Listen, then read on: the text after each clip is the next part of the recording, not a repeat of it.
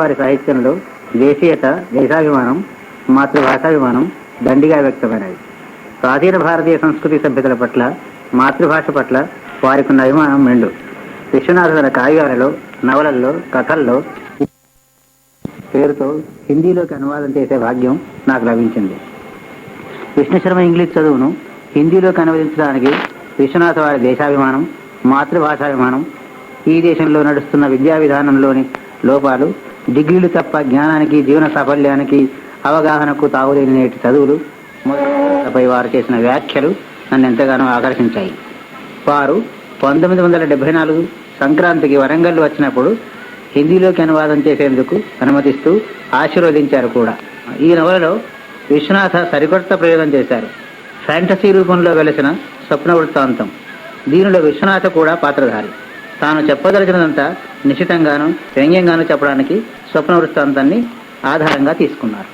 ఆంగ్ల భాషా సంస్కృతుల వ్యామోహంలో పడి మాతృభాషల పట్ల న్యూనతాభావాన్ని కలిగిన ఆధునికమ్మన్యులకు ఈ నవల ఒక కనువిప్పు. తెలుగులోని వెలుగులను, సొబగులను, నుడికారమును, శాస్త్రీయతను వెలికితీసి వైజ్ఞానికంగా, శాస్త్రీయంగా నిరూపించిన నవల ఇది. దేశీయతను మరచి భావదాస్యానికి, అంధానుకరణకు లోనవుతున్న తరుణంలో మనం ఏ దారిన పోతున్నామో తెలియజేసేందుకు విశ్వనాథ ఈ నవల వ్రాశారు. వర్ణక్రమం, ఉచ్చారణ, వర్తని, స్పెల్లింగ్, వాక్యరచన, నుడికారం మొదలగు అంశాలలో ఇంగ్లీషు, తెలుగు 2 భాషలను తులనాత్మకంగా పరిశీలించి తెలుగు మరియు భారతీయ భాషలలోని శాస్త్రీయతను ఎలుగెత్తి చూపి వాటి శ్రేష్టతను నిరూపించారు. ఈ సందర్భంగా విశ్వనాథ వ్యంగ్యంగా ప్రస్తావించిన కొన్ని అంశాలను గమనించండి. ఆంగ్లంలో కుక్కను వేలాడదీస్తే భగవంతుడు అవుతాడు. డాగ్ గాడ్ అవుతుంది కదా. ముందు అచ్చులు చెప్పుకొని తర్వాత హల్లులు, వ్యంజనాలు చెప్పడం శాస్త్రీయ నిరుక్త లక్షణం, ఘన విజ్ఞాన పద్ధతి. ఇది ఆంగ్లంలో మృగ్యం. ఉచ్చారణ స్థానాలను అనుసరించి క్రమంలో లేవు. కచట తప్ప గజడ దబ వరుస ఆంగ్లంలో లేదు. ఇంగ్లీషులోని 26 అక్షరాలు తెలుగులోని 56 అక్షరాల బాధ్యతలను నిర్వహిస్తున్నాయి. ఆ పైన ఒక్కొక్క అక్షరం 2-3 బాధ్యతలను నిర్వహిస్తుంది. చెక్ ఆబ్లిక్లో ఉన్న క్యూయుఈ ఎందులకు కే పనిచేయవచ్చు కదా. ఇది సహజంగా ఆంగ్లం నేర్చుకునే వారికి వచ్చే సందేహమే కదా. భారతీయ భాషల్లో స్పెల్లింగ్ను వల్లెవేసే పద్ధతి లేదు.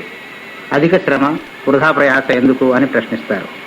Yesterday, day before yesterday, tomorrow, day after tomorrow మొదలగు వాటికి ఏకశబ్ద ప్రయోగం లేదు. జీవితమంతా ఆంగ్ల భాషలో కృషి చేసినా పండితుడి కాజాలని అంటారు విశ్వనాథ.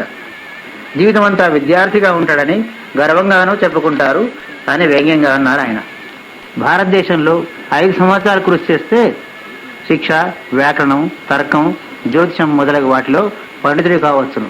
నేటి శాస్త్రాల్లో ఎన్నడూ పారంగతుడు కాజాలడు. విష్ణుశర్మ ఇంగ్లీష్ చదువులో వ్యంగ్యం పాలు ఎక్కువ. అదేమో గాని అందరూ పైరవిని చేసి స్వర్గం చేరుతున్నారు. స్వర్గంలో అధిక జనాభా సమస్య, ఆవాస నివాస వసతి సమస్య, గృహ నిర్మాణ సమస్య. గృహ నిర్మాణానికి ఇక్కడి నుంచి చేరిన దొంగ కాంట్రాక్టర్లు, దొంగ ఇంజనీర్లు మేమే కడతామని గోల. ఇకపోతే ప్రొఫెసర్లు 5-6 వ్యాసాలు మాత్రం సిద్ధం చేసుకుంటారు. వాటినే మార్చి మార్చి లెక్చర్ దంచేస్తుంటారు. అయినా వీళ్ళని వినేవాళ్ళెవరు? ఎవరి గోల వాళ్ళది. మధ్య మధ్య జోకులు వేస్తే చాలు.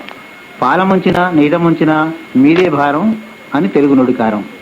రెంటిలోనూ వేర్వేరుగా ముంచవలసిన పని లేదు నేడు. రెంటిలో ఒకసారే ముంచుతారు అని సామాజిక వ్యవస్థపై వ్యంగ్యం విసురుతారు. హిందీ సాహిత్యంలో శ్రీ జయశంకర్ ప్రసాద్, మహామహోపాధ్యాయ హజారీ ప్రసాద్ ద్వివేది మాతృభాషాభిమానాన్ని ప్రోత్సహించేందుకు చేసిన కృషి విశ్వనాథ వారి రచనల్లో ఉత్కృష్టంగా కనిపిస్తుంది. విష్ణుశర్మ ఇంగ్లీష్ చదువులో వ్యంగ్యం, హాస్యం విపరీతం. మాతృభాషల పట్ల, భారతీయ భాషల పట్ల ఆదరాభిమానాలు పెంచడానికి చేసిన ప్రయత్నం ఇది. అయినా భాషా దురభిమానం ఆయనకు లేదు.